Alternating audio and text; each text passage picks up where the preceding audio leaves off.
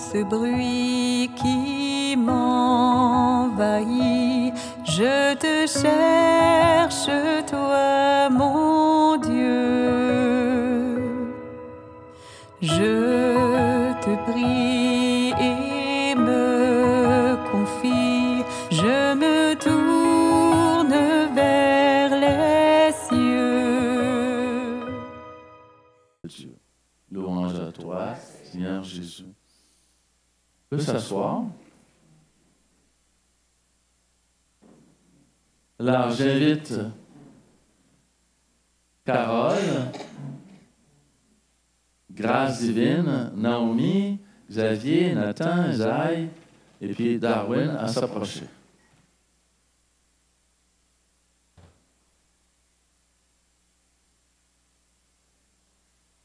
Qu'est-ce que vous voyez devant vous?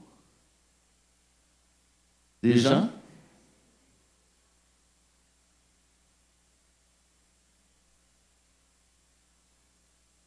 On veut tous vous voir, bien sûr. Ah oui. Ils sont sérieux, hein? C'est tout beau, un peu. Qu'est-ce que vous voyez déjà? Des gens? Comment? Des gens. Vous voyez que des gens. Hein, tu vois quoi? Une caméra pour filmer. Ouais. Est-ce qu'on pourrait y voir une communauté rassemblée au nom de Jésus? Quel jour on est aujourd'hui? Hein? Un dimanche? Alors, le dimanche, c'est le jour par excellence des chrétiens que nous sommes. Parce que là, on se rassemble en son nom pour lui dire merci d'être mort sur la croix,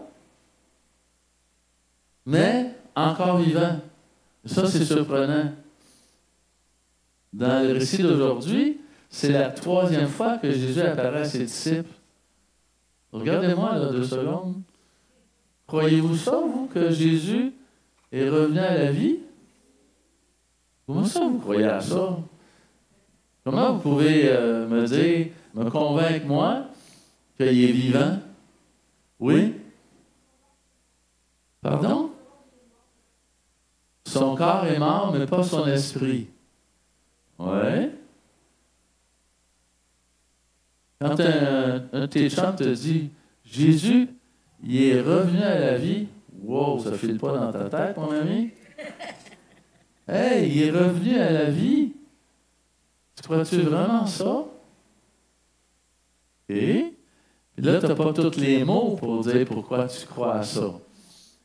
Mais avec le temps, vous allez avoir plus de mots pour pouvoir dire pourquoi vous croyez que Jésus est revenu à la vie. Mais une chose certaine, c'est que nous tous ici, même si on n'a pas tous les mots qu'il faut pour le dire, on se rassemble pour faire comme il a dit. Qu'est-ce qu'il nous a dit de faire? Oui? Hein? Répète plus fort. Faire moins de péché puis faire plus la paix avec le monde. C'est bon, ça? C'est certainement bon. Hein? Aimer son prochain comme soi-même, oui. C'est des bonnes paroles qu'il a dit, oui. Parle fort. Parce que le vieux, il a de la misère à entendre. Aimer les personnes. Ah! Un matin, je m'en venais et je me disais, c'est quoi le plus important de tous les importants de la vie? Qu'est-ce qui est le plus important, d'après toi? C'est le plus important au monde? La paix? Hein? Aimer les autres? Alors, le plus important, je peux me tromper, mais c'est de savoir qu'on est aimé de Dieu. Si vous savez ça, ça va vous donner des ailes. Vous allez être capable d'aller partout, être capable de rencontrer toutes les personnes, parce que vous savez que Dieu vous aime. Vous êtes aimable. Ça se peut-tu, ça, que vous soyez aimable? Et quand on se sait aimer, c'est un petit peu plus facile d'aimer les autres. Alors, nous, les chrétiens, on apprend à aimer.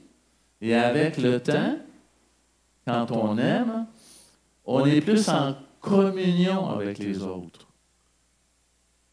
Être plus en communion avec les autres. C'est ce qu'on va faire. Vous allez recevoir la première des communions pour être encore davantage en communion avec les personnes qui vous entourent. Pas toujours facile, là.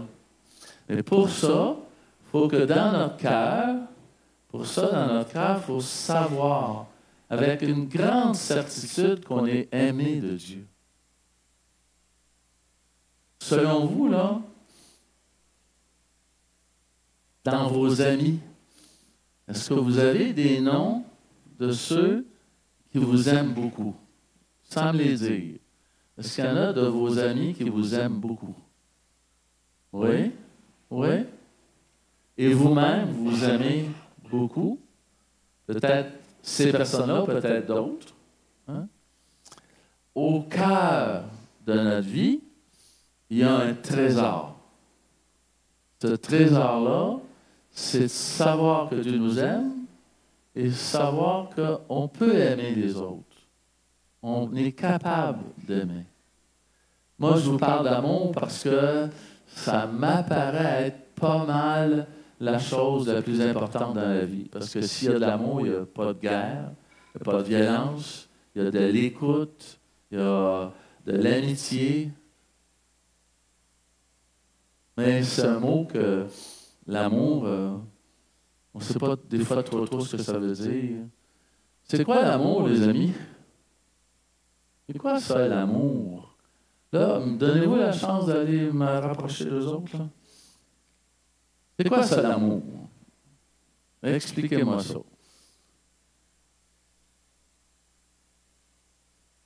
Sans le juger comme il est. J'avais un bon ami qui disait aimer les gens tels qu'ils sont, mais pas comme ils sont. Ouh! Tels qu'ils sont, mais pas comme ils sont. Tels qu'ils sont parce qu'on les accepte d'emblée, sans les juger, mais on sait, tout comme nous, qu'ils vont être appelés à devenir plus, à se rapprocher de la meilleure version qu'ils sont d'eux-mêmes. Les aimer tels qu'ils sont, mais pas comme ils sont parce qu'on sait qu'ils sont appelés à être plus. C'est subtil, hein? C'est quoi aimer? Oui, ça. Christian, c'est quoi? Aimer, c'est vivre? Oui. C'est mystérieux, mais il y a quelque chose de très vrai dans ce que tu dis. Aimer, c'est vivre. Vivre pleinement. Vivre avec une vie en abondance à l'intérieur de soi. Vivre. Oui. C'est être en service. Oui. Être en service pour les autres. Pardonner. Il y a beaucoup de choses dans l'amour, hein? Il y a beaucoup de choses dans l'amour. Mais ça s'apprend à aimer. C'est pas donner. Il y a quelqu'un qui disait qu'à notre naissance et pendant les premières années de notre vie, on apprend beaucoup des autres. Mais on n'a pas fait son propre code d'éthique personnelle. Donc, on est un petit peu préfabriqué jusqu'à temps qu'on dépasse notre instinct puis nos capacités données à la base pour faire des choix qui nous amènent à servir nos frères et sœurs, à être en amour avec les gens. C'est facile d'aimer? Pour vous, c'est facile? Vous me dites tout oui, là? Des fois.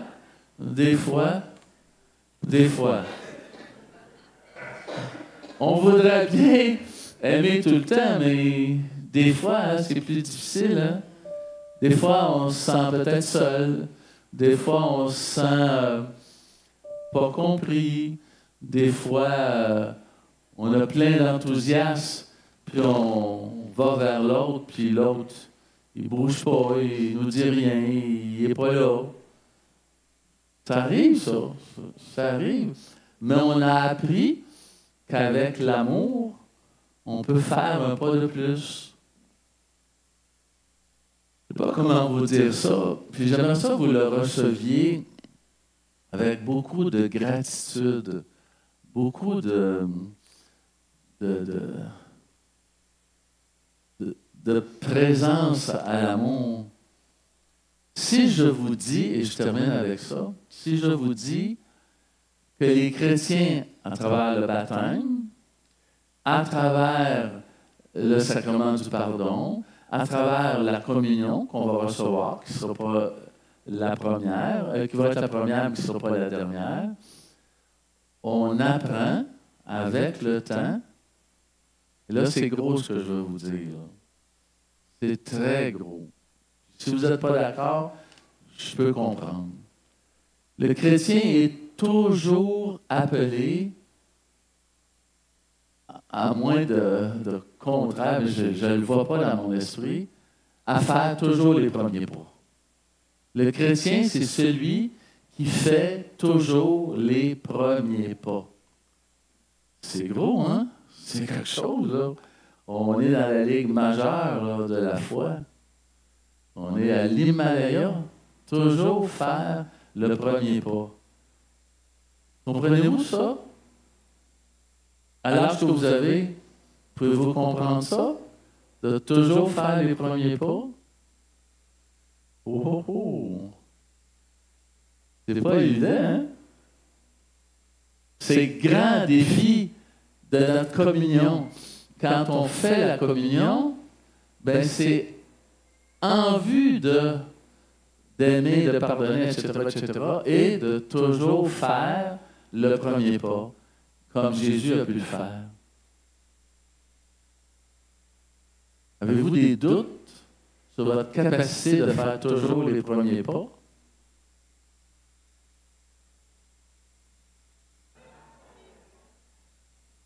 Je peux comprendre.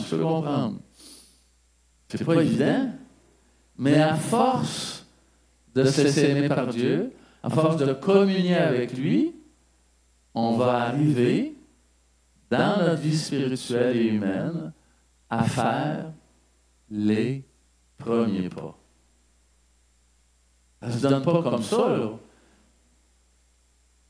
À force de communier, à force d'échanger, on est capable, on est rendu capable de faire toujours les premiers pas. Et là, si vous arrivez à faire ça, mes amis, dans votre tendre jeunesse, on va les applaudir 1000 fois parce que ça va être extraordinaire. Vous allez avoir une vie devant vous qui s'ouvre incroyablement.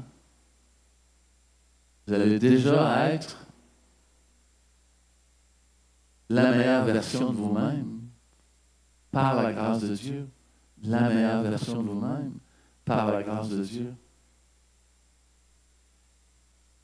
C'est-à-dire que ça vous est donné. La grâce, c'est un don. Un don de Dieu. On ne vous veut pas de mal. On vous veut heureux, heureuse. C'est pour ça que le Seigneur bénit les hommes et les femmes et les jeunes qui choisissent d'être à sa suite. Première communion, ça dit « Ouais, je veux être disciple de Jésus ». Voulez-vous être disciple? Voulez-vous être disciple? Voulez-vous être disciple? Il n'est pas sûr. Voulez-vous être disciple? Oui.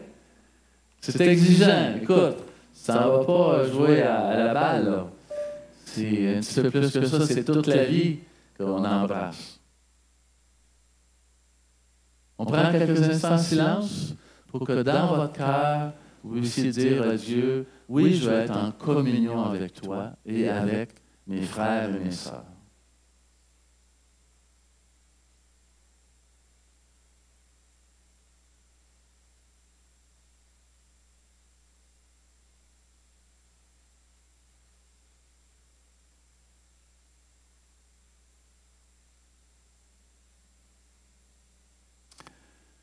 Merci beaucoup.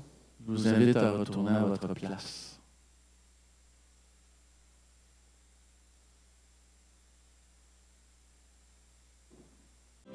Chaque jour, je veux entendre ta voix et que ma vie soit pour toi, tout comme un parfum d'amour.